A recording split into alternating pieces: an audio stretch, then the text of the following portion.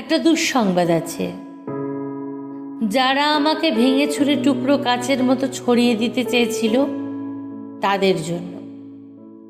দুঃসংবাদটি তাদের জন্য যারা ভেবেছিলে আমি হোঁচট খেয়ে পড়ে গেলে আর কখনো উঠে দাঁড়াতে পারবো না, মুখ থুবড়ে পড়ে থাকবো গা ঘিন ঘিনে কাদায়। আমাকে ছিঁড়ে কাগজের মতো কুচি কুচি করে হাওয়ায় ভাসিয়ে দিলে আমি হারিয়ে যাব দিক শূন্যপুর। যে আমাকে টেনে হিচড়ে নামিয়ে নিতে চেয়েছিল অতলান্তিক বিষাদ সমুদ্রে, ডুবিয়ে দিতে চেয়েছিল এক পৃথিবী বিবমিশায়, যে আমাকে অযুত রাতের কান্না লিখে দিয়ে বুকের ভিতর খুঁড়ে দিতে চেয়েছিল শ্যাওলা জমা স্যাঁতস্যাঁতে এক মজা পুকুর, যে আমাকে দুঃখ দিয়ে পুড়িয়ে শেষে উড়িয়ে দিতে চেয়েছিলে ছাইয়ের মতন,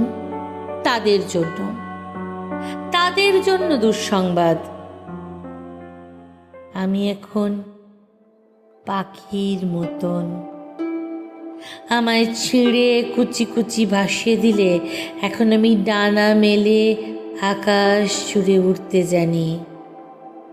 কাটা যায় না, ভাঙা যায় না। আমি এখন জলের মতন।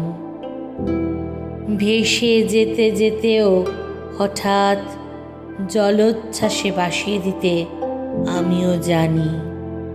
আমিও জানি ছড়িয়ে থাকা টুকরো কাঁচের শরীর থেকে দুফলা এক ছুরি হতে। এই যে মানুষ, দুঃখ দিতে দুঃখ ভীষণ, সেও জানুক আমি এখন হাসতে জানি।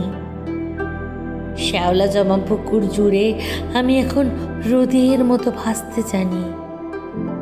প্রস্থানের গল্প লিখেও ইচ্ছে হলেই আমি আবার ফিরে আসতে জানি।